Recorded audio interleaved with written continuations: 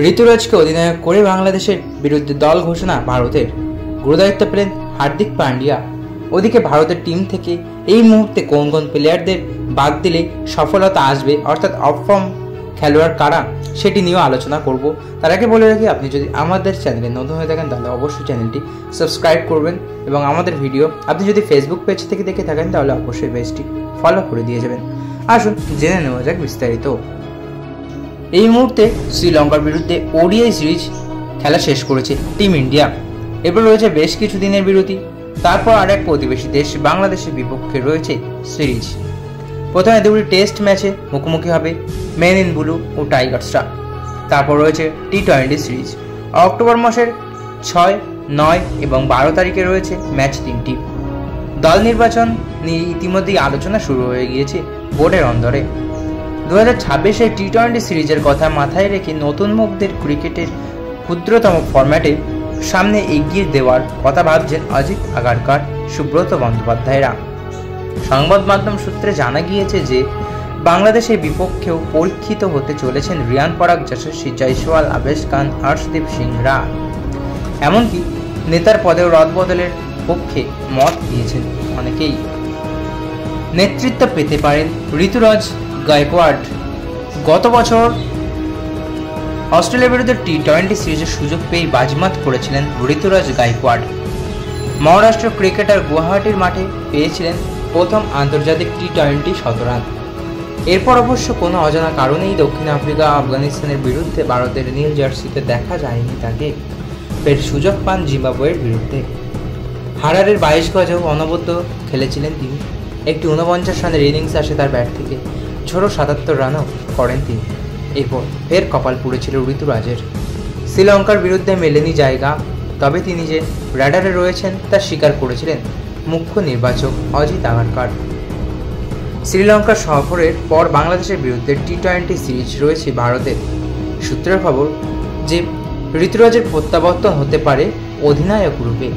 রোহিত শর্মা সরে যাওয়ার পর সূর্যকুমার যাদবকে অধিনায়ক ও শুভমান গিলকে সহ অধিনায়ক নির্বাচন করেছে বিসিসিআই। ধারে বারে অনেকখানি পিছিয়ে থাকা বাংলাদেশের বিরুদ্ধে নাও খেলতে পারেন দুজনেই। বিশ্রাম নিতে পারেন সূর্যকুমার যাদব। শুভমান আসন্ন টেস্ট সিরিজগুলোতে অধিক ফোকাস রাখতে পারে। সেক্ষেত্রে নেতৃত্বের অভিজ্ঞতা সম্পন্ন কাউকে একাদশে দেখতে চান নির্বাচকেরা। ফলে শিখে ছিটতে পারে ঋতুরাজের।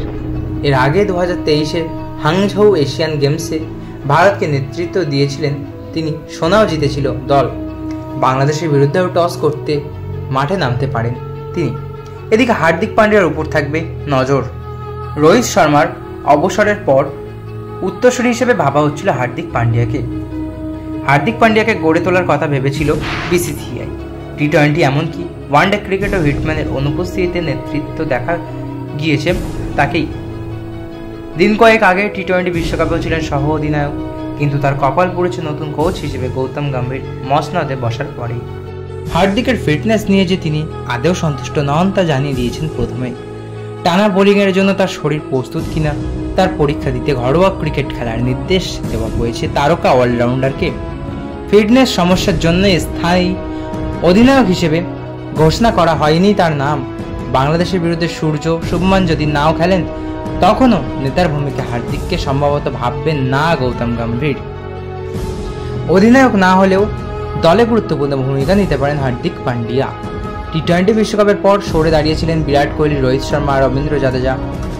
বর্তমানে ভারতে 20-20 স্কোয়াডে রয়েছেন এক ঝাঁক তরুণ তুর্কি। এরপর যদি সূর্যকুমার যাদবও না খেলেন তাহলে একমাত্র সিনিয়র খেলোয়াড় হিসেবে দলীয় সংহতি বজায় রাখা, গুরুত্বপূর্ণ সিদ্ধান্ত নেওয়ার ক্ষেত্রে মতামত দেওয়ার মতো গুরু দায়িত্ব এসে চাপতে পারে হার্দিকের কাঁধে। 20-20 বিশ্বকাপে ভালো পারফরমেন্স করলেও সম্প্রতি শ্রীলঙ্কার বিরুদ্ধে টি-20 সিরিজে সেরা ছন্দে দেখা যায়নি তাকে। এরপর ওডিআই সিরিজ থেকে সরে দাঁড়িয়েছেন তিনি। বাংলাদেশের বিরুদ্ধে প্রত্যাবর্তনের ব্যক্তিগত ফর্ম উন্নত করতে চাইবেন তিনি। এক নজরে বাংলাদেশ সিরিজের সম্ভাব্য দল: ঋতুরাজ গায়কোয়াড় অধিনায়ক রূপে এবং তার ওপেনিং সঙ্গী যশস্বী জয়সওয়াল, রিয়ান পরাগ, রজত পাটিদার, সঞ্জু স্যামসন উইকেট রক্ষক এবং ধ্রুব জুরেল উইকেট রক্ষক, তিলক বর্মা, হার্দিক পান্ডিয়া, ওয়াশিংটন সুন্দর, রবি বিষ্ণই, শিভাম দুবে, আবেশ খান, খলিল আহমেদ, যজুবেন্দ্র চাহাল এবং আর্শদীপ সিং। এছাড়াও ভারত বনাম শ্রীলঙ্কা সফরে এমন কিছু প্লেয়ারকে নামানো হয়েছিল যাদের খেলার জন্যই ভারত হেরেছে বলেই মনে করছেন অনেকেই।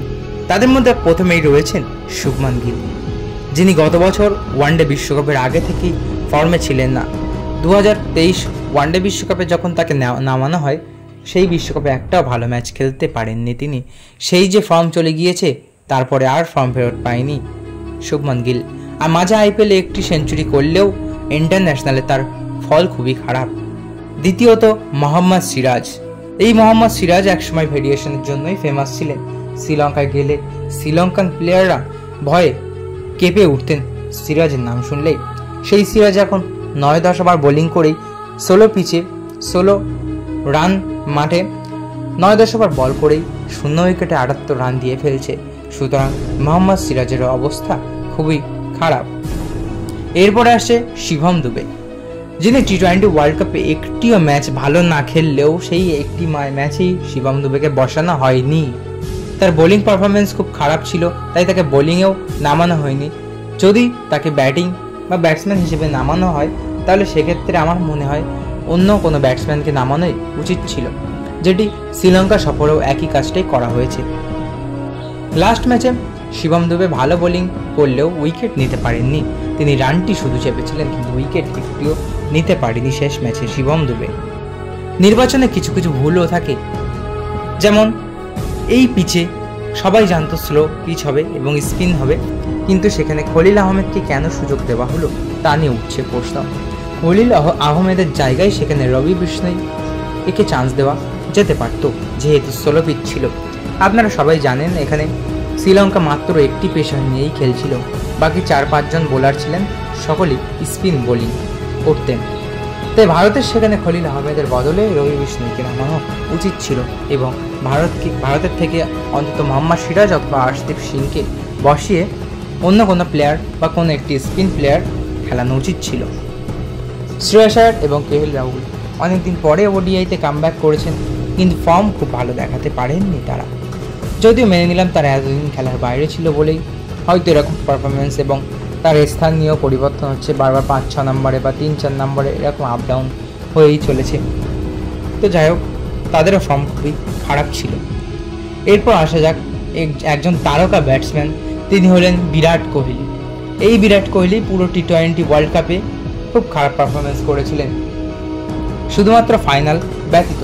ফাইনালে একমাত্র একটি বিধ্বংসী ইনিংস খেলে দিয়েছিলেন, যার রানেই এগিয়ে গিয়েছিল ভারত।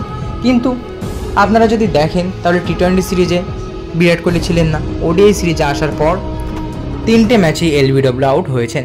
একবার ডিফেন্স করতে গিয়ে এলবিডব্লিউ, একবার অ্যাটাক করতে গিয়ে এলবিডব্লিউ, একবার তো শেষ ম্যাচে বলটাই বুঝতে পারেননি। একটা সত্যি কথা যদি বলি, তাহলে এই বিরাট কোহলি একসময় এই সব মাঠে চোখ বন্ধ করে শট খেলতো। আজ সেই বিরাট কোহলির ফর্ম চলে গিয়েছে। তো বন্ধুরা, এই ছিল আজকের ভিডিও। আশা করি ভালো লেগেছে। ভালো লাগলে অবশ্যই একটি লাইক করবেন এবং আপনার কি মতামত কমেন্ট বক্সে অবশ্যই জানিয়ে যাবেন। ধন্যবাদ।